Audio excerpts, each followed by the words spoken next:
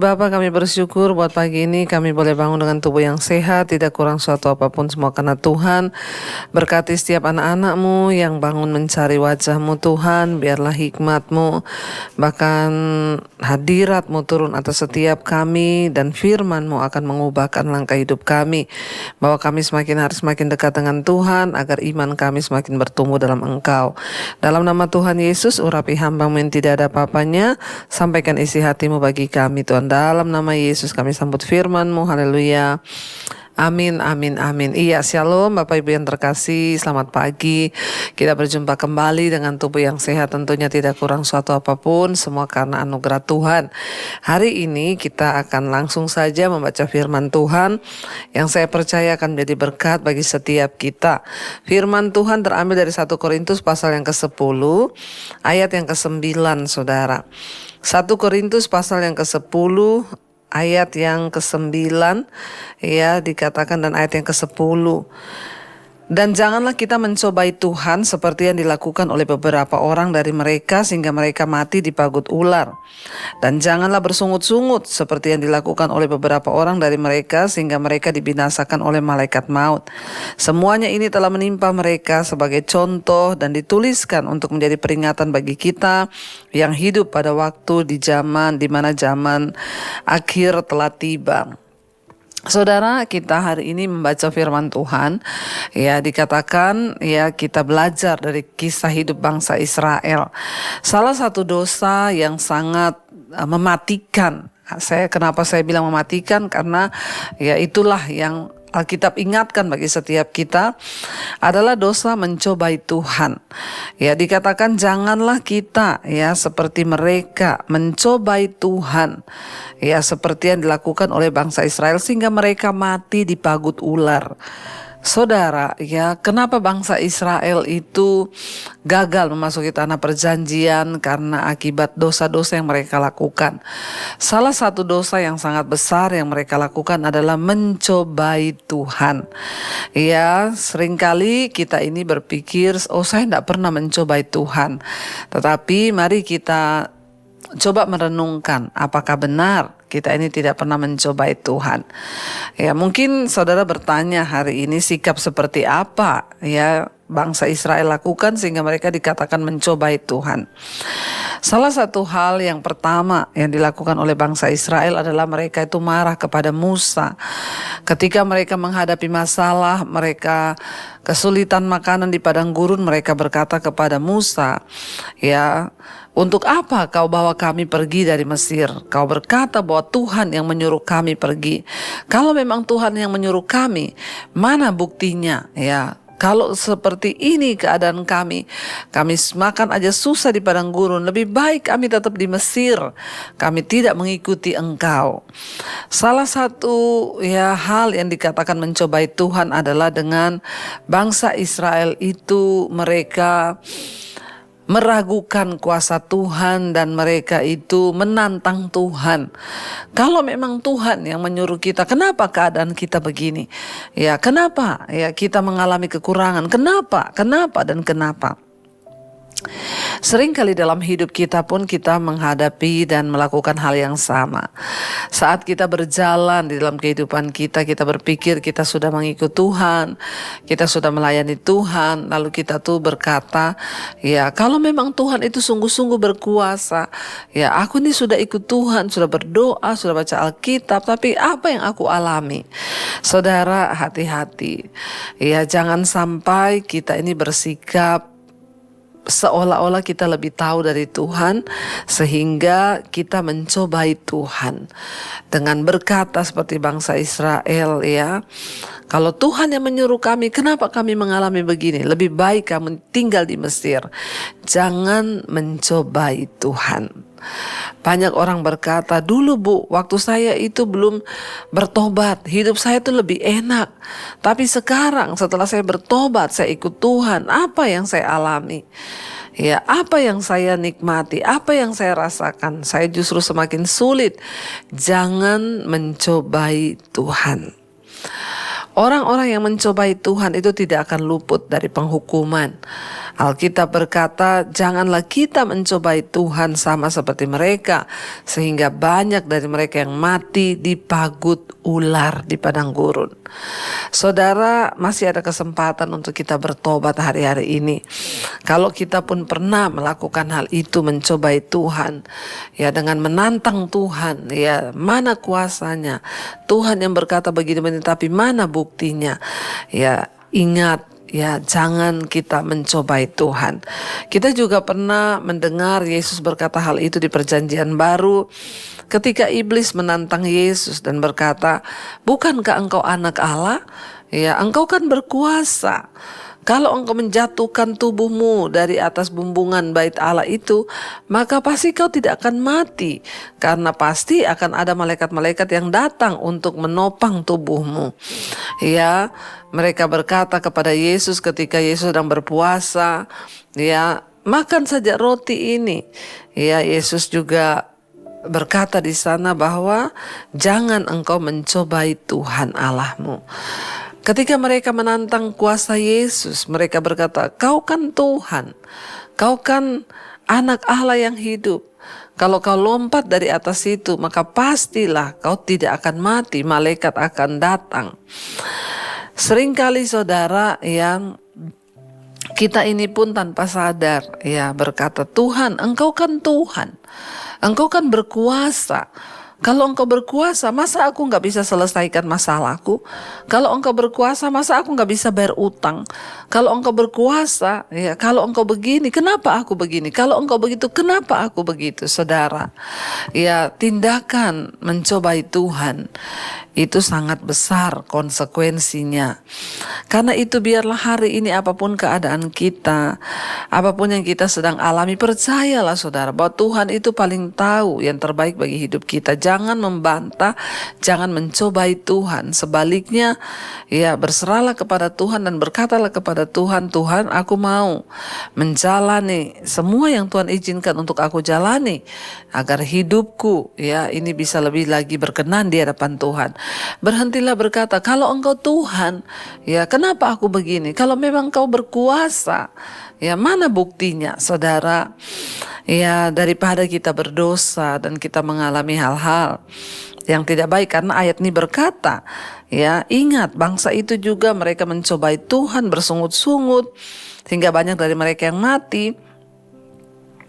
Dan ayat ini berkata semua ini ditulis untuk menjadikan pengalaman bagi kita yang hidup di akhir zaman. Ya, jadi dosa-dosa itu ternyata masih ada. Bahkan sampai hari ini masih dilakukan oleh orang-orang ya Kristen yang menyatakan dirinya itu anak Tuhan. Waktu mereka tidak percaya lagi kepada Tuhan, waktu mereka meragukan Tuhan dan berkata, kalau engkau berkuasa, kenapa hidupku begini? Nah, itu hati-hati ya, biarlah kita ini selalu berjaga-jaga, biarlah kita ini selalu hidup mengandalkan Tuhan, dan biarlah kita ini menaruh harapan kitanya kepada Tuhan, supaya kita tidak salah saudara, dan kita boleh sungguh-sungguh menjadi orang yang mempercayai Tuhan, bukan menjadi orang yang mencobai Tuhan. Apapun keadaan kita hari ini, tetapkan hati dan katakan, Tuhan aku mau tetap percaya bahwa Engkau Allah yang sanggup. Kapan waktunya Tuhan, aku hanya berserah. Menyerah, berserah kepada Tuhan itu lebih baik daripada menantang Tuhan dan mencobai Tuhan. Mari kita tundukkan kepala, kita merenungkan firman ini. Terima kasih Bapa, ajar kami belajar percaya kepada Tuhan. Sekalipun sulit keadaan kami tidak mau mencobai Tuhan. Namun kami mau percaya kepadamu Bapa, dalam segala keadaan Tuhanlah yang memegang kendali atas hidup kami. Ini pernyataan iman kami Tuhan. Ku percaya Kau Tuhan yang tak pernah gagal, menjadikanku lebih dari pemenang. Ku percaya Kau Tuhan yang tak pernah lalai, menggenapi janji-janjimu. Lebih lagi katakan, Ku percaya Kau Tuhan yang tak pernah gagal. Engkau dalam hidup kami Tuhan, menjadikanku lebih dari pemenang. Ku percaya yang tak pernah lalai Tuhan untuk menepati janji, menepati janji-janjimu. Kami percaya Kau tak pernah gagal Tuhan, Kau tak pernah lalai. Ajar kami percaya Tuhan. Kami tidak meragukan kuasa-Mu. Kami tidak mau menjadi orang yang mencobai Tuhan. Seperti bangsa Israel, akhirnya mereka dibinasakan karena mereka mencobai Tuhan. Ajar kami tidak bertanya, tidak protes kepada Tuhan, tapi percaya, berserah dan belajar percaya. Di tengah keadaan yang sulit sekalipun, mungkin rumah tangga kami belum dipulihkan, ekonomi keuangan kami belum dipulihkan, suami belum dipulihkan, anak-anak belum dipulihkan. Mungkin kami belum melihat janji-janji Tuhan. Namun ajar kami belajar percaya dan mengimani. Bagi Tuhan tidak ada perkara yang mustahil. Ampuni Tuhan kalau seringkali kami mencobai Tuhan di hati kami. Mungkin tidak terkatakan di mulut, tapi di hati kami selalu bertanya, kenapa? Kalau Engkau Tuhan, kenapa Engkau tidak sanggup? Ampuni kami Bapa, ajar kami belajar percaya. Terima kasih Tuhan untuk setiap kami anak-anak-Mu yang mau bangun pagi hari mencari wajah-Mu. Biarlah Tuhan menyatakan kehendak-Mu dalam hidup kami. Firman-Mu lah yang sanggup menuntun langkah-langkah hidup kami. Berkati setiap anak-anak-Mu Tuhan, mereka yang selalu mencari wajah-Mu, yang selalu mencari kehendak-Mu dalam hidup kami. Biarlah hidup kami boleh selaras dengan rencana Tuhan. Berkati setiap mereka yang sekolah, bekerja, yang kuliah, Tuhan sertai dimanapun berada, jauhkan dari segala mara bahaya kecelakaan. Berkati setiap anak-anak-Mu Tuhan yang ada dalam pergumulan yang berat, Tuhan juga turut bekerja. Yang terbaring sakit, biar kesembuhan boleh terjadi. Yang berbeban berat, Engkau berikan pemulihan demi pemulihan. Terima kasih buat mereka yang berulang tahun hari ini. 1 tahun lagi Tuhan tambahkan anugerah-Mu melimpah. Apapun menjadi pergumulan setiap kami, Tuhan menjadi jawaban. Umur panjang ada di tangan kanan, kekayaan hormat ada di tangan kiri. Berkati setiap anak-anak-Mu Tuhan, mereka yang berseru kepadamu, punya pergumulan-pergumulan khusus, biarlah Tuhan Engkau menjadi jawaban. Bangsa dan negara kami serahkan dalam tangan Tuhan. Indonesia aman, tentram dalam tangan-Mu Tuhan. Engkau yang pegang kendali. Terima kasih Bapa. Mari saudara kita berdoa. Bapa kami, Bapa kami yang dalam sorga, dikuduskanlah nama-Mu. Datanglah kerajaan-Mu, jadilah kehendak-Mu di bumi seperti di sorga. Berikanlah kami pada hari ini makanan kami yang secukupnya, dan ampuni kami akan kesalahan kami, seperti kami juga mengampuni orang yang bersalah pada kami. Janganlah membawa kami dalam pencobaan, tapi lepaskanlah kami daripada yang jahat. Karena Engkau yang punya kerajaan dan kuasa dan kemuliaan sampai selama-lamanya. Mari buka hati dan tangan-Mu saudara. Terimalah kiranya berkat, rahmat, anugerah dari Allah Bapa, cinta kasih Tuhan Yesus Kristus, penyertaan Allah Roh Kudus turun atas hidup kita mulai hari ini bahkan sampai kali yang kedua. Tuhan Yesus datang menjemput kita. Nama kita tercatat di dalam kitab kehidupan. Dalam nama Yesus yang diberkati Tuhan, katakan bersama, amin, amin, amin. Tuhan Yesus memberkati. Shalom dan Immanuel saudara. Selamat pagi.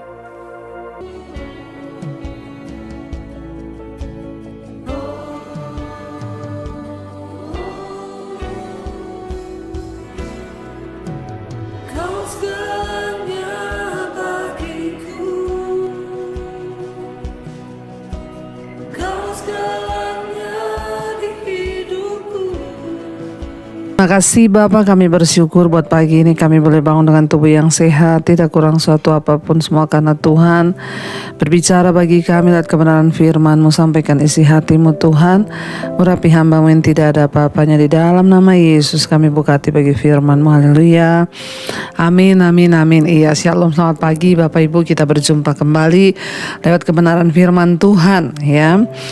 Biarlah selalu kita mau melandasi hari kita. Sebelum kita memulai aktivitas kita mau mendasarkannya kepada firman Tuhan. Dan hari ini firman Tuhan saya ambil dari Ayub 23. Ayub 23 ayat yang ke-10 sampai ayat yang ke-12. Ayub 23 ayat yang ke-10 firman Tuhan berkata, "Karena ia tahu jalan hidupku, seandainya ia menguji aku akan timbul seperti emas. Kakiku tetap mengikuti jejaknya, aku menuruti jalannya dan tidak menyimpang. Perintah dari bibirnya tidak kulanggar, dalam sanubariku kusimpan ucapan mulutnya." Saudara, kita tahu bersama bahwa Ayub adalah orang yang diuji dengan hebatnya oleh Tuhan. Ya, dia mengalami pengujian yang begitu berat sekali untuk membuktikan kemurnian imannya. Dia kehilangan harta kekayaan, dia kehilangan istri, dia kehilangan anak-anaknya, dia kehilangan semua yang ada dalam hidupnya. Makanya kalau hari ini kita sedang diproses Tuhan, ya jangan protes, karena di dalam Alkitab ada orang yang diproses itu luar biasa, kehilangan segala-galanya. Bahkan Ayub pun kita tahu bersama, dia diuji dengan dirinya sendiri. Ketika semuanya sudah diambil yang dia miliki, yang berada di luar dirinya, harta, kekayaan, istri, anak-anaknya, dia harus berhadapan dengan ujian yang ada di dalam dirinya, yaitu kesehatannya sendiri. Kita tahu ya akhirnya Ayub ya menderita sakit kulit yang begitu hebat, bisul-bisul, gatal-gatal dan sakit di seluruh tubuhnya. Tapi kita juga tahu sampai pada ujung ya akhir cerita kisah Ayub, Ayub berhasil keluar sebagai pemenang. Karena itu dia melihat pemulihan yang dari Tuhan. Tuhan kembalikan semua, bahkan berlipat kali ganda apa yang pernah diambil semua dari Ayub, karena dia teruji keluar sebagai pemenang. Mengapa Ayub begitu kuat menghadapi pencobaan persoalan dalam kehidupannya? Kita baca di sini Ayub 23 ya, Ayub berkata di sana, "Karena ia tahu jalan hidupku." Ia di sana huruf besar Tuhan. Ya, Ayub berkata, "Karena Tuhan itu tahu jalan hidupku." Mari Bapak Ibu ya, ketika kita sedang diuji hari-hari ini, kita harus terus percaya bahwa Tuhan itu tahu jalan hidup kita. Dia adalah sutradara atas semua cerita di hidup kita. Karena itu hari ini mungkin ada di antara saudara yang kehilangan orang yang dicintai, kehilangan suami, istri, orang tua atau anak, dipanggil Tuhan. Kita mau berkata di hadapan Tuhan, "Aku tahu Tuhan, Engkau tahu jalan hidupku." Tuhan yang paling tahu jalan hidup kita, bahkan yang terbaik untuk kita. Dia adalah sutradara yang terbaik. Ya, satu hal yang Ayub percayai, dia bilang, "Sebab ia tahu jalan hidupku." Karena itu ketika kita menghadapi masalah, persoalan, pencobaan, jangan mencari pelampiasan atau jalan keluar di luar Tuhan. Gak usah bertanya kepada orang pintar, kepada dukun, kepada siapapun. Kalau perlu ya saudara, gak usah cari-cari pendeta, cari Tuhan saja. Percaya, katakan seperti Ayub berkata, "Aku tahu Tuhan, Engkau tahu jalan hidupku." Ya, Tuhan yang paling tahu tentang jalan hidup kita, sebab dialah sutradara. Dia yang dapat mengubah cerita, dia juga yang sudah menentukan semua cerita di hidup kita. Makanya Ayub berkata, "Karena Tuhan tahu jalan hidupku, seandainya ia menguji aku ya akan timbul seperti emas." Ya, Rasanya kalau kita membaca ayat ini, sepertinya Ayub ini begitu percaya diri, saudara. Dengan dia berkata, aku akan timbul seperti emas. Tetapi itu teruji. Sampai pada akhirnya Ayub pun memang timbul seperti emas, ya. Ayub memang menang dalam setiap ujian iman sehingga Tuhan berkati dia berlipat kali ganda bahkan dari apa yang pernah dia punya.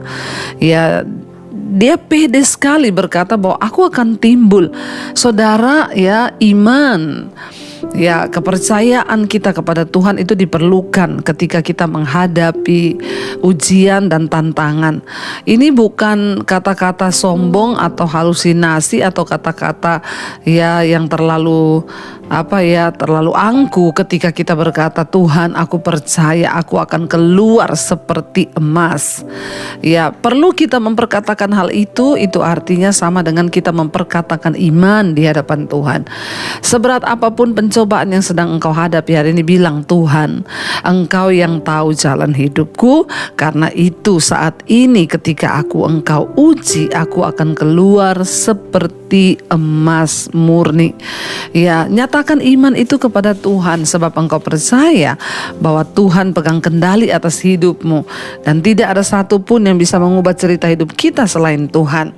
Kenapa Ayub begitu terlihat ya percaya diri bahwa dia akan timbul seperti emas? Ternyata ayat yang ke-11 dia berkata begini, saudara. Kakiku tetap mengikuti jejaknya. Aku menuruti jalannya dan tidak menyimpang. Apa seringkali yang sering membuat ya janji Tuhan, rencana Tuhan itu gagal dalam hidup kita adalah ketika kita ini diproses. Ya, dalam hidup ini kita tuh tidak mau mengikuti jejaknya Tuhan. Kita itu tidak mau menuruti jalannya Tuhan. Ya, Ayub berkata, ya, kakiku tetap mengikuti jejaknya. Kemanapun ya kita ini melangkah, yang penting pastikan itu adalah jejaknya Tuhan. Kita sedang berjalan bersama Tuhan. Ya, sekalipun itu kelihatannya lembah kekelaman, asalkan bersama Tuhan, ya pasti akan mendatangkan kebaikan. Sebaliknya, ketika kita berjalan ke tempat yang kelihatannya itu tempat yang baik, tempat yang subur atau tempat yang menggiurkan, kalau itu bukan jejaknya Tuhan, maka cepat-cepatlah saudara pergi dari sana. Apa yang membuat hidup kita ini menang? Apa yang membuat kita mencapai rencana Tuhan? Karena kita tahu bahwa goal dari hidup kita ini adalah mencapai rencana Tuhan. Dan hanya dengan mengikuti jejaknya, ya, jejak itu adalah jejaknya itu adalah kalau saudara berjalan di pantai itu ada bekas-bekas kaki, ya. Artinya mengikuti jejaknya Tuhan.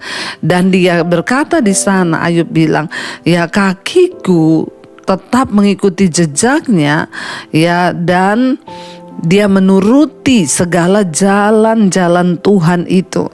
Ya, Ayub tidak menyimpang, dia bilang. Ya, seberat apapun proses di hidup kita, jangan pernah menyimpang dari jalannya Tuhan. Kalau Tuhan berjalan lurus, ikuti lurus, jangan belok kanan. Orang Kristen sekarang itu suka cari jalan pintas. Rasanya terlalu lama, rasanya terlalu berat, rasanya sulit jalan Tuhan itu. Tapi saudara, itulah yang terbaik bagi hidup kita. Jangan cari jalan pintas, pengen cepat kaya, pengen cepat selesai, pengen cepat keluar dari persoalan. Sebab goal dari setiap ujian dan pencobaan hidup kita ini adalah kita lulus waktu kita mengerti kehendak Tuhan dari setiap persoalan yang kita alami itu. Bahkan Ayub berkata di sana yang ke ayat yang ke-12, perintah dari bibirnya tidak kulanggar, dalam sanubariku kusimpan ucapan mulutnya. Apa yang membuat Ayub keluar sebagai pemenang? Karena perintah Tuhan tidak dilanggar.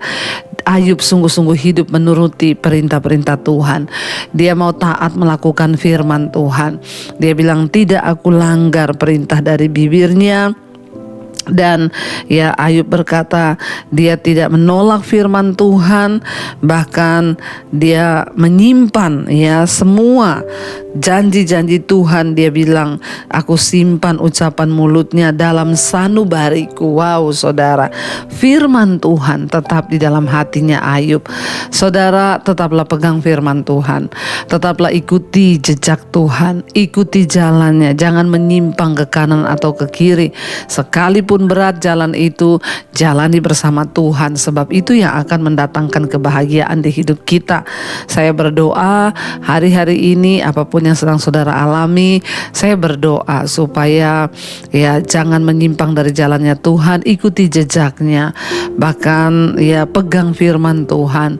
Biarlah ucapan dari bibirnya kita simpan di dalam sanubari kita. Artinya apa? Di dalam hidup kita ada firman Tuhan yang senantiasa melekat. Hari-hari ini saudara, tidak ada jaminan kita tidak akan mengalami persoalan dan masalah, tapi Tuhan menjamin kalau kita berpegang erat kepada Dia, teguh berpegang pada firman-Nya, maka kemuliaan Tuhan itu akan dinyatakan di dalam hidup kita cepat atau lambat. Saya bukan hanya berbicara, karena saya pun sudah mengalami apa yang dijanjikan oleh Tuhan. Saudara, mari kita mau sungguh-sungguh ya berserah kepada Tuhan, berpegang pada janji Tuhan, bahwa Tuhan itu adalah Tuhan yang setia, penyertaannya sempurna di dalam hidup kita. Kita mau renungkan firman ini, kita tundukkan kepala. Terima kasih Tuhan, seringkali jalan-jalan-Mu itu memang tidak terselami, tapi kami tahu Tuhan, mengikuti jejak-Mu itulah yang terbaik bagi kami. Jangan biarkan kami menyimpang dari jalan-jalan Tuhan, supaya kami tidak tersesat di dalam hidup ini. Kami percaya seburuk apapun jalan yang di depan kami tahu ketika kami mengikuti jejak Tuhan, maka Engkau menyertai kami Tuhan, dan itulah yang terpenting di dalam hidup kami. Mari saudara, kita menaikkan pujian ini sebagai tanda iman kita kepada Tuhan. Katakan bersama. Penyertaan-Mu sempurna, rancangan-Mu penuh damai, aman dan sejahtera walau di tengah badai. Ingin ku selalu bersama, rasakan keindahan. Katakan arti kehadiran-Mu Tuhan di dalam hidup kami. Penyertaan-Mu Tuhan, penyertaan-Mu sempurna, rancangan-Mu penuh damai, aman dan sejahtera. Yes, walau di tengah badai, ingin ku selalu bersama, rasakan keindahan. Arti kehadiran-Mu Tuhan. Jalan-jalan-Mu itu indah Tuhan, jejak-Mu yang terbaik. Bahkan sekalipun kami berjalan dalam lembah kekelaman, jika itu adalah jalan yang harus kami tempuh, Tuhan bawa kami. Kami percaya kami akan keluar seperti emas yang dimurnikan Tuhan. Berkati setiap anak-anak-Mu Bapa, berikan kekuatan untuk menjalani setiap proses.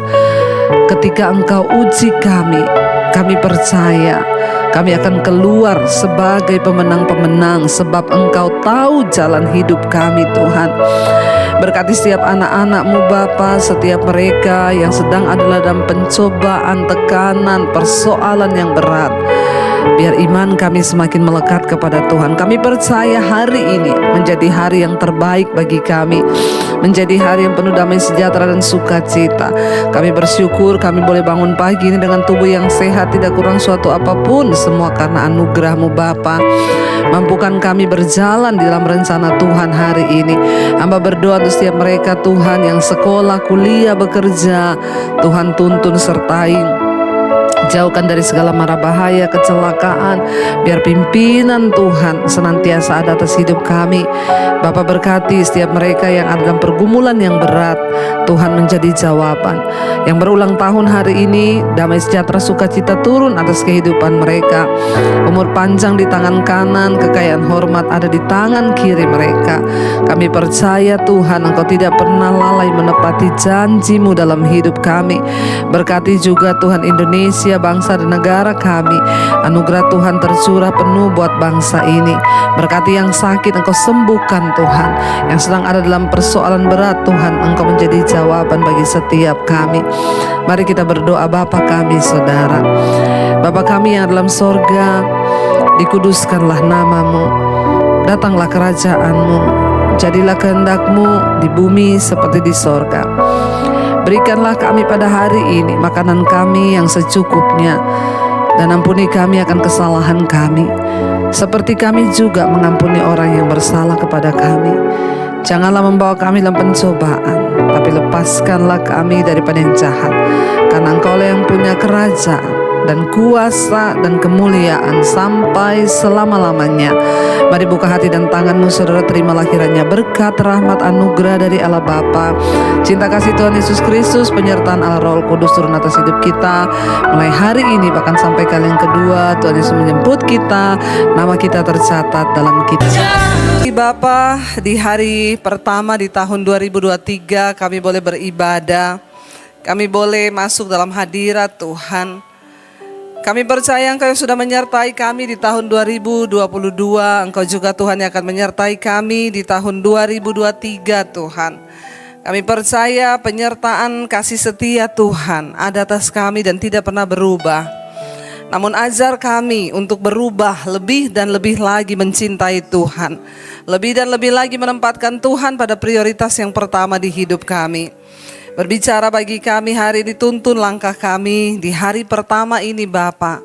Biarlah kami boleh sungguh-sungguh mengasihi Tuhan dengan hati kami. Terima kasih, urapi hamba-Mu yang tidak ada apa-apanya, urapi setiap kami. Di dalam nama Yesus yang percaya Tuhan di tengah kita, memberkati kita, katakan bersama, amin, amin, amin. Tepuk tangan, silakan duduk Bapak Ibu, shalom.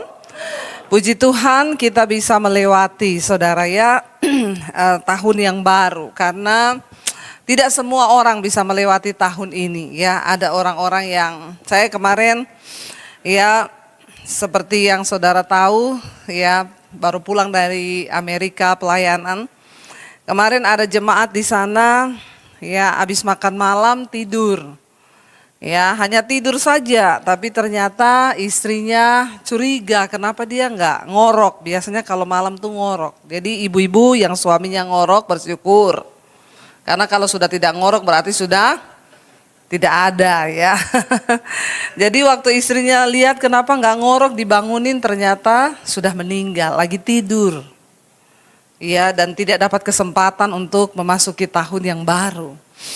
Nah, kalau kita masih ada sampai hari ini, saya percaya itu karena Tuhan mengasihi kita dan Dia belum selesai dengan hidup kita. Ya, karena ya belum bukan berarti juga yang sudah dipanggil Tuhan itu tidak dikasihi Tuhan, dikasihi Tuhan juga. Ya, kalau bisa mati lagi tidur itu kan enak ya. Siapa yang pengen mati lagi tidur? Nggak ada. Loh saudara, kita bisa meminta loh sama Tuhan. Saya ingat satu orang bapak, saya dikabari waktu istrinya itu yang pernah saya cerita di sini. Kalau saya ke Palu, dia yang sering hospitality kami, saya dan suami. Saya terakhir ketemu dia di Palu, saya tanya, Pak, Bapak sudah siap mati belum? Dia jawabnya gini, saya itu mati siap Bu, yang tidak siap itu setengah mati. Lalu saya kaget ketika istrinya dan dia mau ke Jakarta, mau liburan sama anak-anaknya di Bandung.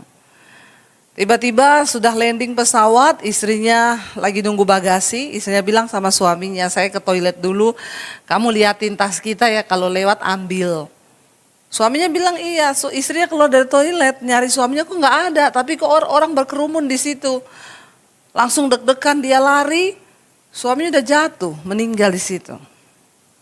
Tapi saya bilang sama istrinya, waduh berarti waktu saya tanya dulu sama bapak, Ya jawabannya bener loh Bu, dia bilang saya siap mati Bu, yang gak siap itu setengah mati.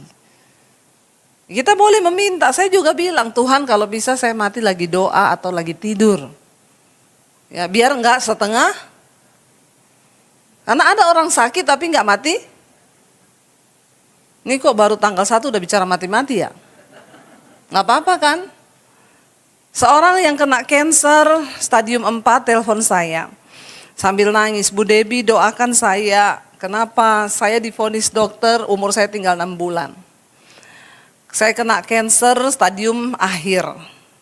Terus dia bilang, berarti saya sekarang harus mempersiapkan kematian ya Bu. Terus saya bilang sama dia, kamu setelah divonis dokter tinggal 6 bulan baru mau mempersiapkan kematian. Jangankan kamu, saya tiap hari mempersiapkan kematian. Bukan orang yang divonis dokter tinggal umur 6 bulan yang mempersiapkan diri untuk kematian.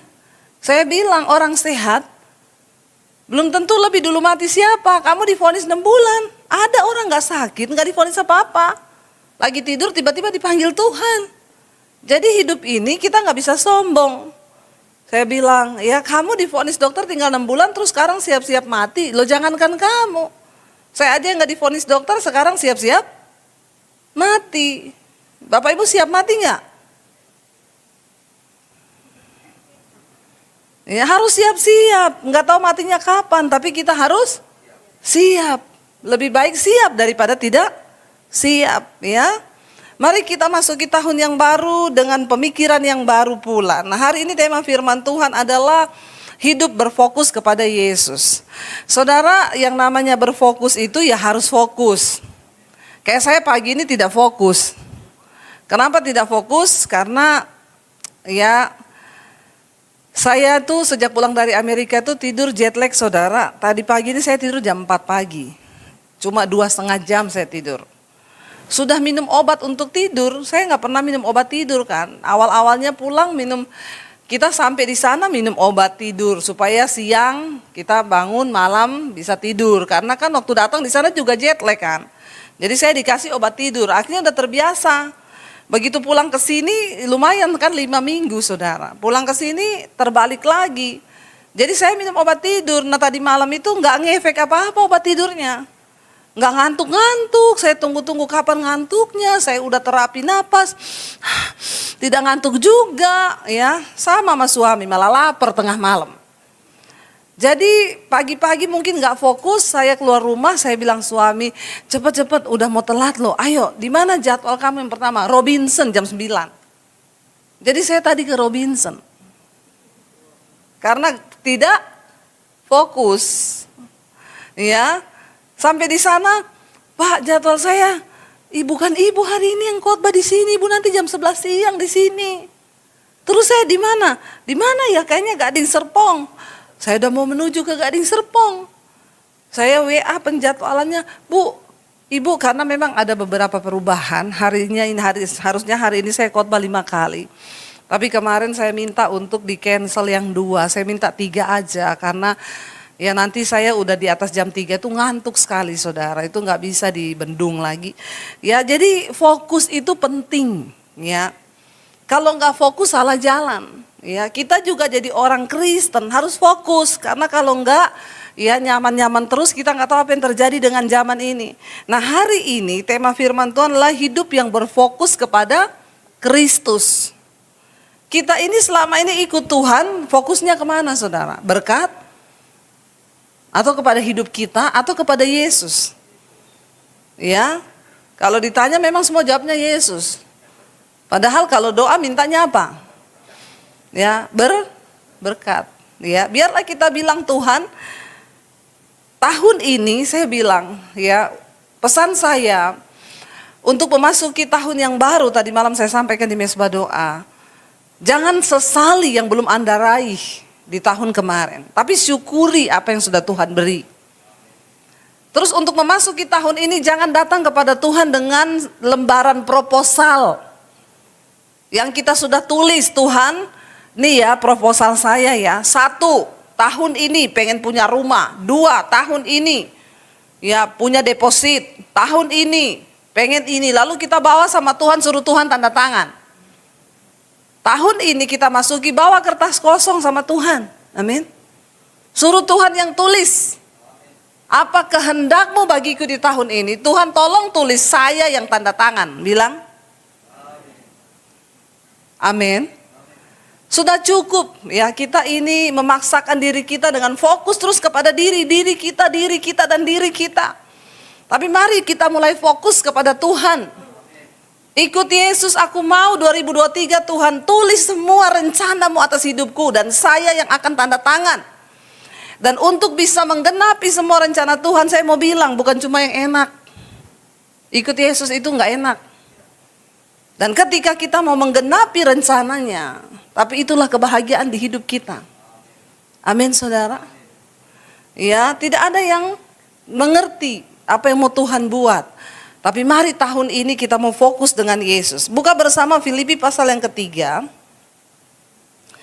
Filipi pasal yang ketiga, kalau kita baca di sini saudara, ini kisahnya Rasul Paulus. Dia tulis tentang kebenaran yang sejati. Jadi dia di sana berkata,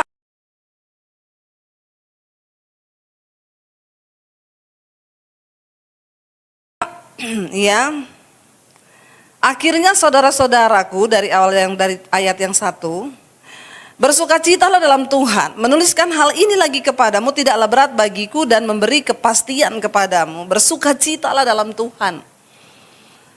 Hati-hatilah terhadap anjing-anjing, hati-hatilah terhadap pekerja-pekerja yang jahat, hati-hatilah terhadap penyunat-penyunat palsu. Ya, karena kitalah orang-orang bersunat yang beribadah oleh Roh Allah yang bermegah dalam Kristus Yesus dan tidak menaruh percaya pada hal-hal lahiriah.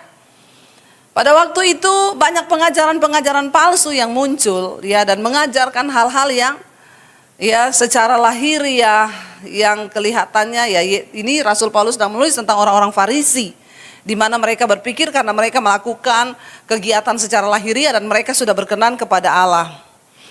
Rasul Paulus berkata begini ayat 4, sekalipun aku juga ada alasan untuk menaruh percaya pada hal-hal lahiriah. Jika ada orang lain menyangka dapat menaruh percaya pada hal-hal lahiriah itu, aku lebih lagi, kata Rasul Paulus. Kenapa? Alasannya dikatakan di sana, ya. Dia bilang di sana apa? Aku lebih lagi. Ayat yang kelima, ya. Disunat pada hari yang ke-8. Ini aturan dari Yahudi. Dari bangsa Israel, ya, kurang apa Rasul Paulus ini? Dia disunat pada hari yang ke-8 dari bangsa Israel, dari suku Benyamin, suku pilihan. Orang Ibrani asli, dia bilang. Tentang pendirian terhadap hukum Taurat, aku orang Farisi. Secara lahiriah dia bisa bermegah. Lalu ayat yang ke-6 dikatakan di sana, tentang kegiatan aku ini penganiaya jemaat. Karena di ajaran yang diajarkan kepada mereka di Farisi, ya, kalau mereka bunuh orang-orang yang percaya pada Yesus itu mereka dapat upah. Berbuat bakti kepada Allahnya. Itu yang terjadi hari-hari ini. Banyak orang berpikir dengan menganiaya orang Kristen mereka tuh dapat pahala. Jadi ternyata sudah dari sananya Rasul Paulus berkata, tentang kegiatan aku ini penganiaya jemaat, dia bangga. Ya, orang Farisi disunat hari yang ke-8 dari Ibrani, dari suku Benyamin. Ya, dan dikatakan di sana tentang kebenaran dalam mentaati hukum Taurat, aku tidak bercacat. Ya, luar biasa saudara, tidak bercacat dia dalam hal hukum Taurat. Hukum Taurat itu susah enggak? Susah. Lalu dikatakan di sana, tetapi ayat yang ke-7 dia bilang, nah sekarang ketika dia menerima Yesus, baca bersama, tetapi apa yang dahulu merupakan keuntungan bagiku, sekarang ku anggap rugi karena Kristus. Jadi dulu dia berbangga, aku ini orang Farisi disunat hari yang ke-8 dari suku Ibrani asli, suku Benyamin. Ya, aku ini penganiaya jemaat, soal hukum Taurat tidak bercacat. Ternyata apa yang dulunya menjadi kebanggaannya, sekarang ketika dia mengenal Yesus, Semua itu kuanggap rugi karena Kristus. Saudara perhatikan baik-baik. Engkau tidak akan mungkin bisa hidup berfokus pada Tuhan kalau engkau tidak menganggap yang lainnya itu rugi. Amin. Dulu bagi saya menikmati hidup, ya ke nightclub, ya melakukan dosa, itu untung. Bagi saya dulu melakukan hal-hal kedagingan itu untung. Tapi ketika saya mengenal Kristus dan kebenarannya, apa yang dulu merupakan keuntungan bagiku, sekarang ku anggap rugi. Dulu saya kalau keluar malam bisa pulang jam 2, tapi waktu saya mengenal Yesus, satu hari 6-7 jam saya baca Alkitab. Kalau engkau tidak menganggap rugi dosamu, kalau engkau tidak menganggap rugi hal-hal yang menjadi kebanggaanmu, maka engkau tidak mungkin bisa hidup berfokus kepada Yesus. Mari kita mulai menganggap rugi. Ya, yang dulu tahun lalu merokok, anggap sekarang merokok itu rugi, katakan. Amin. Ya, segala hal yang berbau dosa kita anggap kerugian. Ya, supaya kita bisa berkenan kepada Tuhan. Dulu waktu-waktu kita habiskan untuk hal-hal yang lain. Mari kita mulai anggap itu kerugian. Mulai fokus kepada Yesus. Saya tuh kemarin dapat telepon dari seorang ibu, Bu Debi. Saya tuh mau bersyukur, Bu, saya menjadi Kristen puluhan tahun. Tapi saya baru mengerti bagaimana menjadi Kristen yang benar sejak saya dengerin khotbah-khotbah ibu. Ternyata banyak hal yang saya dan suami lakukan tuh yang tidak berkenan sama Tuhan, tapi kita tuh nggak tahu, kita anggap itu baik selama ini. Nah, jadi awalnya saya tuh dikirimin teman saya khotbah ibu, tapi saya nggak pernah buka. Sampai satu saat saya penasaran juga karena dia nggak pernah menyerah. Pokoknya dia kirimin terus mesbah doa, ada khotbah ibu yang bagus dia kirim, denger ini, denger ini. Satu kali saya klik khotbah ibu, waduh saya dijamah Tuhan, Bu. Dari situ saya pulang, saya dengerin khotbah ibu itu sehari bisa 4-5 jam. Sampai pulang kantor tuh saya di kamar udah putar khotbah ibu. Suami saya tuh gini, apa sih tiap hari loh dengerin itu terus Debbie Basir. Tapi satu kali suaminya juga ikut denger di kamar. Dia bilang bener juga ini khotbah. Dia bilang, ibu tahu sekarang saya dan suami, ya tiap hari dengerin khotbah ibu, kami bertumbuh banyak. Apa yang dulu merupakan keuntungan bagi kami, sekarang kami anggap rugi, Bu. Sekarang kami lebih banyak waktu fokus untuk bertumbuh kepada iman. Ada begitu banyak hal yang Tuhan ubahkan dari hidup kami. Dulu kalau ada masalah kami salahkan Tuhan, kami saling menyalahkan suami istri, kami ribut. Tapi sekarang, Bu, kalau ada masalah kami bersyukur kepada Tuhan. Dan kami percaya Tuhan, kami percaya setelah melewati masalah ini Tuhan akan bawa kami naik ke level yang berikutnya. Saudara, waktu engkau mulai berfokus kepada firman, maka Tuhan akan mulai membukakan. Saya ketemu dengan banyak orang, mereka bersaksi bagaimana iman mereka bertumbuh.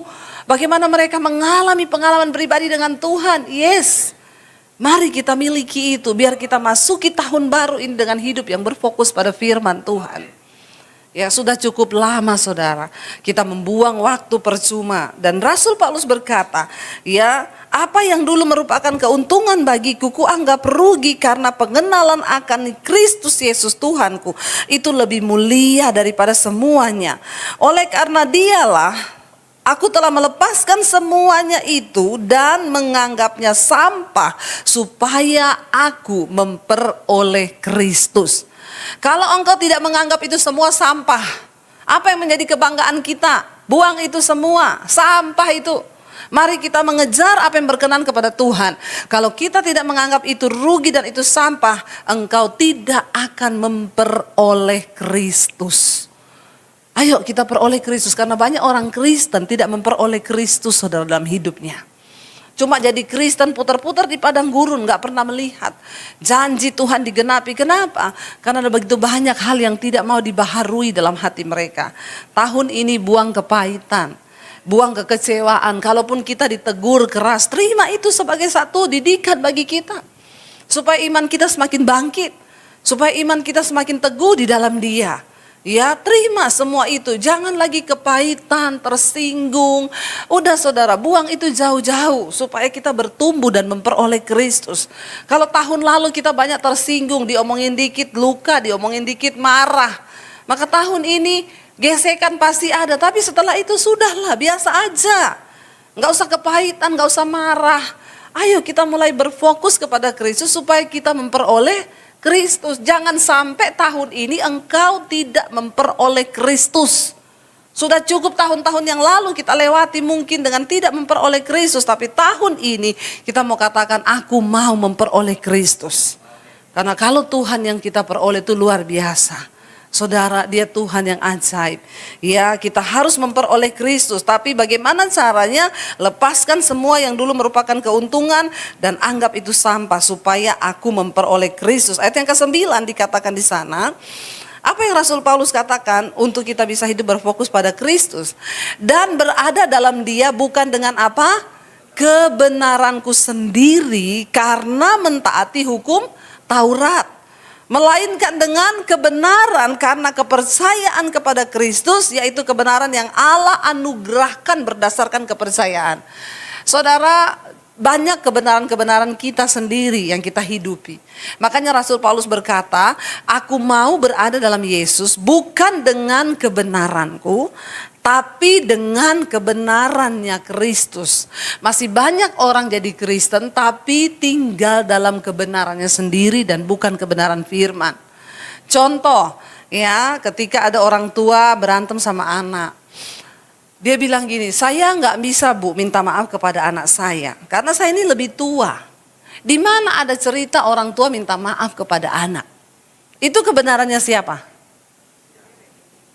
Emang ada Alkitab berkata, hai bapak-bapak, hai orang tua, jangan pernah engkau minta maaf kepada anak-anakmu dan janganlah engkau minta maaf kepada yang lebih muda. Nggak ada kan Alkitab berkata begitu? Itu kan kebenaran yang kita bangun sendiri. Ya, mari kita berada dalam Yesus bukan dengan kebenaran saya, tapi dengan kebenaran Kristus. Oleh karena kepercayaanku kepada Yesus, yaitu kebenaran yang Allah anugerahkan. Kalau kita benar-benar ingin memperoleh Kristus dan semua janji-janjinya, tanggalkan kebenaran kita sendiri, saudara. Sebagai suami, jangan punya kebenaran sendiri engkau hidup. Ya, banyak suami-suami yang hidup dengan kebenaran sendiri. Contoh, ya, masalah uang, ya, istri tuh nggak usah ikut-ikut. Pokoknya kamu taunya saya gaji. Uang saya semuanya itu urusan saya. Masih ada di sini suami istri yang istrinya tidak tahu PIN ATM suaminya? Ada di sini suami istri yang istrinya nggak tahu jumlah saldo suaminya? Bertobat loh Bapak Ibu, engkau tidak mungkin diberkati Tuhan di 2023. Kalau dalam hal keuangan saja engkau tidak jujur suami istri. Suami dan istri dipanggil menjadi satu tubuh. Ada loh Bapak Ibu, ya. Ibu-ibu yang suaminya meninggal, bingung dia mau urus pemakaman gak punya uang. Saya tanya, kenapa ibu gak punya uang? Masa suami gak punya uang? Karena saya tahu suaminya kaya. Dia bilang, masalahnya saya gak tahu PIN ATM-nya Bu. Jadi ini mau ambil uang untuk penguburan, saya gak tahu PIN ATM-nya, ada sih di dompetnya. Suaminya udah mati, masa mau ditanyai, Pak, PIN ATM-mu berapa? Ngeri sekali enggak saudara? Akhirnya tuh harus diselesaikan di depan bank. Tidak semudah itu. Harus panggil pengacara, ada polisi di depan. Harus disaksikan secara hukum untuk buka PIN ATM. Mari kita berada dalam Yesus dengan kebenaran Kristus. Suami istri, kalau engkau ingin melihat rumah tanggamu diberkati tahun depan, engkau harus jujur pertama dalam hal keuangan. Jangan berdiri dengan kebenaranmu sendiri, bapak-bapak, katakan amin. Ya, coba yang datang suami istri lirik-lirikan dan bilang, kita harus saling tahu ya. Jangan ada dusta di antara kita. Ya, jangan simpan sendiri uangmu. Bapak, engkau tidak akan diberkati Tuhan loh. Saya sama suami, ya suami saya bawa ATM-nya. Saya pegang laporan mobile bankingnya. Jadi bawa aja ATM. Kalau dia gesek kan saya bisa lihat nih keluar buat apa. Kita harus saling percaya dalam hal keuangan dimulai. Ayo kita berdiri atas kebenaran Tuhan. Ya, karena Yesus berkata kalau orang tidak jujur dalam hal mamon, maka dia nggak jujur dalam segala hal.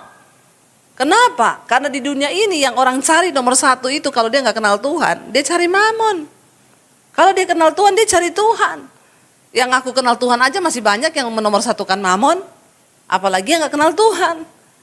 Makanya Yesus mensejajarkan dirinya dengan mamon. Dia bilang, engkau tidak bisa mengabdi pada dua Tuhan. Engkau gak bisa menyembah pada Allah dan pada mamon. Karena engkau akan mengasihi yang satu dan membenci yang lain. Satu-satunya hal yang Yesus sejajarkan dirinya adalah mamon. Ayo, jangan kita berdiri dengan kebenaran kita sendiri. Dalam hal uang, saya nggak tahu kenapa saya sampaikan hal uang dulu ini di sini. Ya, mungkin banyak yang masih belum saling tahu ini suami istri. Ya, ayo Bapak Ibu pulang dari sini kasih tahu PIN ATM-nya berapa. Kasih lihat jumlah saldomu berapa. Nggak usah ada dusta di antara kita. Ya, jangan dengan kebenaran sendiri karena suami berpikir kan yang kerja itu saya. Kebenarannya adalah kamu digaji, ya udah kamu pokoknya setiap bulan saya gaji. Ayo doakan keuanganmu bersama-sama. Saldo kita segini, ayo kita berdoa. Biar Tuhan juga menuntun kita dengan kebenarannya. Uang ini kita pakai buat apa, uang ini kita seperti apa mengelolanya. Kita berdua bersama-sama. Karena Tuhan berkata, firman-Nya berkata, berbahagialah orang yang bersepakat. Ya, bersehati sepakat. Dia jika ada dua orang di dunia ini bersehati sepakat, Tuhan bilang, maka aku akan mencurahkan berkat-Ku dalam kehidupan mereka. Saya berdoa kita memiliki kebenaran Kristus, ya. Ayat yang ke-9, ya, berada dalam Dia bukan dengan kebenaranku sendiri karena mentaati hukum Taurat, melainkan dengan kebenaran karena kepercayaan kepada Kristus, yaitu karena kebenaran yang Allah anugerahkan berdasarkan kepercayaan. Ayat 10 baca bersama, yang ku kehendaki ialah mengenal Dia dan kuasa kebangkitannya dan persekutuan dalam penderitaannya, di mana aku menjadi serupa dengan Dia dalam kematiannya. Mari kita percaya di dalam Yesus ada kebangkitan, ya, dan persekutuan di dalam penderitaannya karena kita dipanggil, ya. Haleluya. Karena kita ini dipanggil bukan hanya untuk percaya pada Yesus tapi juga untuk menderita. Ingat itu saudara, kita nggak dipanggil hanya untuk menerima mujizat, tapi kita dipanggil untuk menderita. Dalam penderitaannya di mana aku menjadi serupa dengan Dia. Semakin kita diizinkan ada penderitaan, semakin kita menjadi seperti Yesus. Makanya jangan benci dengan penderitaan. Tuhan itu Tuhan yang mencintai proses, tapi sayang manusia tidak mau diproses, ya. Semakin kita menderita, semakin kita menjadi serupa dengan Yesus. Karena itu saya berdoa, Tuhan, biar anak-anak-Mu juga diizinkan menderita. Enak aja tahun baru langsung didoakan biar enggak menderita. Enggak apa-apa, aku menderita itu baik bagiku, kata pemazmur. Supaya aku belajar ketetapan-ketetapan Tuhan. Saya bukan pendeta yang mau kasih janji-janji palsu sama saudara. Saudara ikut Yesus itu pasti menderita. Makanya Rasul Paulus berkata, yang aku kehendaki mengenal Yesus. Bukan cuma mengenal Dia, mengenal kuasa kebangkitannya. Dan juga masuk dalam persekutuan di dalam penderitaannya. Ini satu paket. Waktu kita mengenal Yesus, apa yang kita pelajari dari Yesus? Kita mengenal Dia, kuasa kebangkitan dan juga persekutuan dalam penderitaan. Ini satu paket. Ikut Yesus gak mungkin gak menderita. Justru kalau saudara gak menderita itu jadi pertanyaan bagi saya. Karena orang yang sungguh-sungguh ikut Yesus pasti akan menderita. Kenapa menderita? Dijahati gak boleh balas. Menderita gak? Yes. Difitnah gak boleh balas. Itu menderita saudara. Ya. Orang utang gak boleh nagih. Amin. Ada yang masih nagih-nagih utang di sini? Capcay deh. Makanya kalau orang berutang, jangan dikasih. Artinya kasih aja sesuai kemampuanmu supaya engkau tidak menagih, supaya enggak sakit hati. Ya, jadi mari kita jangan menderita karena hal-hal yang begitu. Banyak yang datang sama saya kecewa Bu sama dia. Keluarga saya utang tapi enggak bayar. Utangnya berapa? 100 juta. Ibu kasih semua 100 juta? Iya, itu salahnya ibu. Orang pinjam 100 juta. Engkau enggak rela kalau enggak dibalikin 100 juta. Jangan kau kasih 100 juta. Kasih aja 10 juta tapi rela. Amin. Karena orang utang itu lebih cenderung dia bayar atau tidak. Lebih cenderung tidak kan? Jadi lebih baik relakan, jangan dikasih 100 juta, kasih aja 10 nih, tapi kamu ndak usah utang. Ini tak kasih, ambil aja, nggak usah ganti. Supaya kita nggak banyak menderita karena hal-hal yang bukan karena Yesus. Mari saudara, tahun depan kita lebih bijaksana, ya. Kita lebih punya kebenaran-kebenaran yang kita hidupi supaya hidup ini nggak menderita. Sebenarnya Alkitab sudah mengatur semua itu supaya hidup kita ini tidak menderita. Lalu ayat yang berikutnya dikatakan, ayat yang ke-11. Supaya aku akhirnya beroleh kebangkitan dari antara orang mati. Kalau kita bersekutu dalam penderitaannya, maka kita akan mengalami kebangkitan dari antara orang mati. Hanya orang-orang yang sudah mengalami penderitaan bersama Yesus, mereka akan dibangkitkan.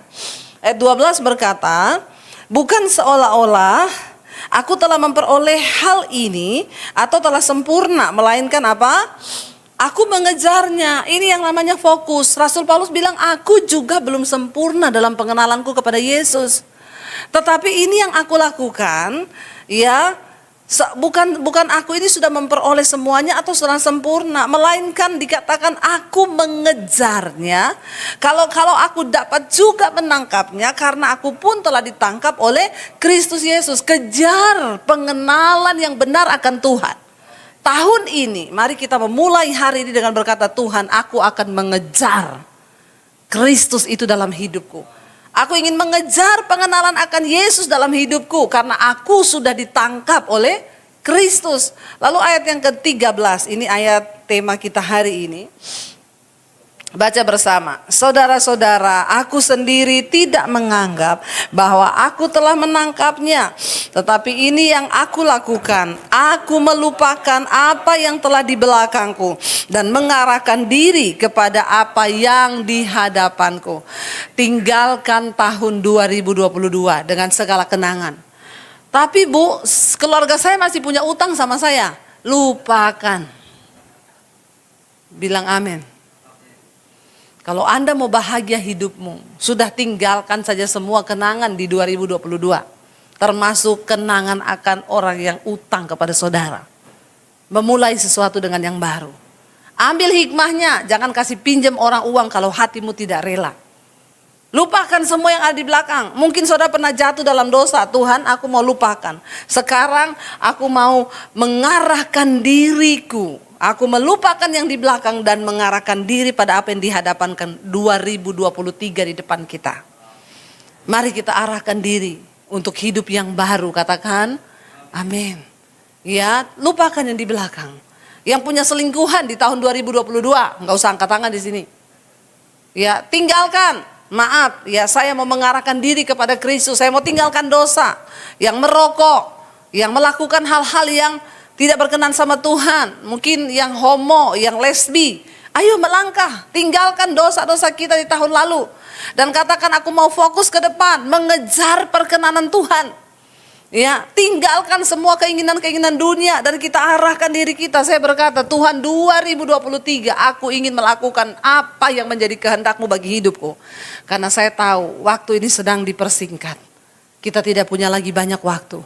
Aku hanya mau hidup bagi kehendak Tuhan saja. Sudah gak punya mimpi. Ya, sudah mengalir aja bersama Tuhan. Aku mau hidupku lebih berdampak lagi bagi banyak orang, Tuhan. Pakai hidupku, Tuhan, untuk menjadi berkat. Lalu kemudian dikatakan di sana ayat yang ke-14, kita baca bersama. Dan apa? Berlari-lari kepada tujuan untuk memperoleh hadiah, yaitu panggilan surgawi dari Allah dalam Kristus Yesus. Orang itu kalau fokus dia berlari-lari. Saudara, kemarin saya lihat satu tayangan lucu. Ya, ketika ada lomba lari cepat, ya, 100 meter. Yang disoroti itu bukan pelarinya, tapi kameramennya. Saudara tahu itu kameramen berlari, dia bawa kamera gede. Dia mendahului para pelarinya. Karena dia fokus, dia harus dapat berita.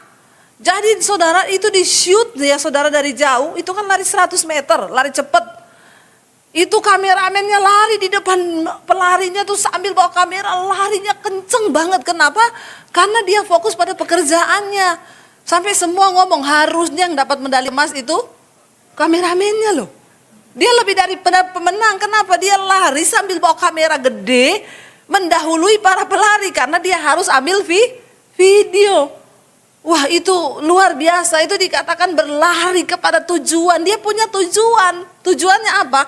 Aku harus dapat video dari jarak dekat dan aku harus mendahului pelari itu. Kayaknya setelah itu dia langsung dicalonkan jadi pelari cepat juga deh ya. Kalau saya pikir-pikir, ditemukan bakat baru. Jangan jadi kameramen lagi kamu, jadi pelari cepat aja. Wih, itu saya lihat lebih hebat dia loh, bawa kamera gede. Pelari kan cuma lari tok begitu. Wah, itu dari awal start dia lari. Yang namanya berlari pada tujuan untuk memperoleh hadiah itu begitu. Fokus kepada apa yang di depanmu. Hadiahnya apa? Hidup yang kekal. Panggilan surgawi. Ya, di dalam Allah, yaitu Yesus Kristus Tuhan. Mari saudara, kita semua akan mengakhiri hidup. Nggak tahu kapan. Ya, saya itu bersyukur kemarin saya pelayanan di Amerika itu. Saudara bayangkan, saya lihat ya. Di peta itu. Kita itu menjelajah separuh bumi loh. Ya, saya lihat jarak penerbangannya itu saudara. Di Amerika kami stay-nya di Philadelphia. Tapi dari situ saya pelayanan ke beberapa state. Ke Atlanta. Ke Colorado itu penerbangannya hampir 6 jam. Ya. Dan aduh, saya baru kali itu namanya kena badai salju saudara. Ternyata badai salju itu hebat sekali. Ya, kita di Indonesia berpikir salju itu enak, tapi orang di sana itu kalau sudah salju itu tersiksa, mobil ketutup, semua ketutup. Kami dari Colorado ke Aspen itu waktu pergi 2,5 jam, udah nyampe. Pas pulang 10,5 jam di jalan karena kena badai salju. Saudara, saya baru kali itu lihat di samping saya itu salju sudah 1 meter lebih tingginya. Ya, lalu mobil itu kacanya nggak bisa dibersihin karena sudah beku semua. Di tengah salju yang turun begitu deras, angin yang kencang dingin tuh harus turun orangnya bersihin kaca depan, ya bersihin wipernya itu supaya bisa muter. Baru jalan 5 menit udah beku lagi, nggak bisa lagi diginiin. Saya tuh bertanya, saya bilang sama suami saya ini mobil kalau habis bensin dan di sana itu nggak kayak di sini, setiap 10 kilo ada rest area. Lah di sana itu kan pegunungan, yang ada tuh kita turun ada beruang es.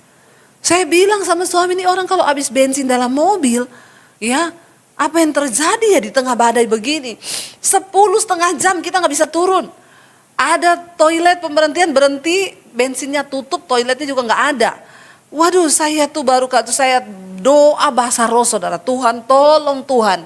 Lagi di perjalanan badai salju begitu dapat kabar WA, semua penerbangan cancel. Tiket saya besok harus terbang ke Philadelphia, ada jadwal pelayanan 24, 25 Natal dan 26 kami harus balik ke Indonesia. Kalau saya nggak jadi terbang hari itu 4.000 penerbangan di Amerika cancel. Saya berdoa, tiba-tiba saljunya berhenti, badainya berhenti, kita bisa turun. Lalu dia bilang, doa ya Bu supaya tidak jadi black ice jalannya. Kalau black ice itu mobil nggak bisa jalan, melorot, meluncur terus nggak bisa ngerem. Saya berdoa, habis itu pas kita lepas dari area pegunungan itu, jalannya ditutup, semua diblok. Jadi yang turun gak bisa turun, yang naik gak bisa naik. Saya baca berita besoknya 36 orang tewas di tengah badai salju. Terkurung saudara di dalam es. Waduh, saya bilang Tuhan terima kasih. Kami akhirnya mau pulang gak ada penerbangan. Saya bilang tolong cari tiket yang paling cepat Pak. Yang langsung aja ke Philadelphia. Ada Bu, ini tiketnya satu orang 7,5 juta. Kita berlima. Ya mau bagaimana daripada kita nggak bisa pulang juga ke Indonesia. Beli aja beli. Akhirnya besok kami ke bandara. Penerbangan di situ jadwalnya kan penuh. Saya lihat satu-satu, ting cancel, badai. Penerbangan ke Philadelphia cuma ada 2 pesawat. Pesawat kami 1 dan 1 lagi pesawat. Yang ke Philadelphia di atas 1 pesawat itu ting cancel. Penumpangnya semua di sekeliling kita, ya gimana nih cancel semua gak jadi terbang. Saya berdoa Tuhan tolong penerbangan kita jangan cancel Tuhan. Saya gak mau gak bisa pulang ke Indonesia nih. I love Indonesia. Ya aduh dingin di sana itu, waduh gak tahan saudara, apalagi gak ada nasi padang. Saya lihat penerbangan kami, ting, delay, mundur 1 jam. Dalam nama Tuhan Yesus, delay tok. Begitu udah mau 1 jam siap-siap mau naik pesawat, ting, delay lagi 1 jam. Tuhan tolong Tuhan jangan sampai cancel. Doa, habis 1 jam ting dipersilakan naik ke pesawat. Aduh saudara, itu pesawat full dari depan sampai belakang karena semua orang beralih ke situ kan saudara. Kami terbang waktu memang Amerika lagi badainya luar biasa. Ya udah berserah aja kan, mati hidup di tangan Tuhan toh. Begitu besoknya saya baca berita Hawaii Airlines itu 25 orang kepalanya ada yang pecah kena turbulence di atas pesawat, terlempar-lempar. Pramugarinya pecah kepalanya sampai pesawatnya itu jatuh semua saudara ininya. Tapi puji Tuhan mereka selamat. Saya bilang Tuhan, ya terima kasih semua karena pemeliharaan Tuhan. Makanya hari-hari ini ayo kita fokus pada Tuhan. Mungkin ada badai tapi tetap percaya. Ya, dikatakan di sana ayo kita berlari-lari pada tujuan untuk apa? Memperoleh hadiah saudara. Ada hadiah yang Tuhan siapkan bagi saudara dan saya, yaitu hidup yang kekal. Yang lebih dari segala-galanya. Saya undang para imam musik maju ke depan. Kita bangkit berdiri bersama. Ya percaya, bilang Tuhan kami mau mengarahkan mata kami kepada Engkau. Biarlah Tuhan Engkau yang pegang tangan kami. Kami mau terus memandang kepada Yesus. Kami mau terus mengarahkan hidup kami. Sekalipun dalam penderitaan mungkin. Kita angkat pujian, Yesus pegang erat tanganku. Kami tidak bisa hidup tanpa anugerah-Mu dalam hidup kami. Datang pada Tuhan, katakan kami butuh Engkau Yesus. Angkat tanganmu hari ini di hadapan Tuhan saudara. Katakan pujian ini bersama. Yesus pegang erat tanganku, ku tak dapat hidup di luar kasih-Mu Bapa. Jangan tinggalkan aku, Engkau alasan selama ku hidup. Lebih lagi katakan pada Tuhan, Yesus pegang erat tanganku, ku tak dapat hidup di luar kasih-Mu Bapa. Jangan tinggalkan aku, Engkau alasan selama ku hidup. Lebih lagi saudara, katakan Yesus pegang erat tanganku, ku tak dapat hidup di luar kasih-Mu Bapa. Jangan tinggalkan aku, Engkau alasan selama ku hidup. Biar musik saja, mari kita tutup mata dalam hadirat Tuhan. Ada banyak hal yang kita tidak tahu di tahun ini apa yang akan terjadi. Tapi Tuhan berkata, ketika engkau mau terus fokus mengejar Yesus, saudara, di dalam Dia ada sebuah pengharapan yang pasti. Bahkan ada hidup yang sampai pada kekekalan. Bilang hari ini kami mau lupakan semua yang ada yang di belakang tahun 2022. Kami mau mengarahkan diri kami kepada tahun 2003 yang ada di depan kami Tuhan. Kami mau mengejar Kristus, mengejar kebenarannya. Bahkan mungkin penderitaan. Mungkin Tuhan akan izinkan kami mengalami hal-hal yang mungkin tidak enak di tahun ini. Namun kami percaya semuanya itu mendatangkan kebaikan bagi hidup kami. Berkati anak-anak-Mu Tuhan. Tuntun langkah hidup mereka untuk lebih lagi sungguh-sungguh. Untuk lebih sungguh-sungguh lagi datang kepada Yesus. Berharap kepada Yesus. Kami menyerahkan tahun ini di dalam tangan Tuhan. Kami menyerahkan hidup kami di dalam tangan Tuhan.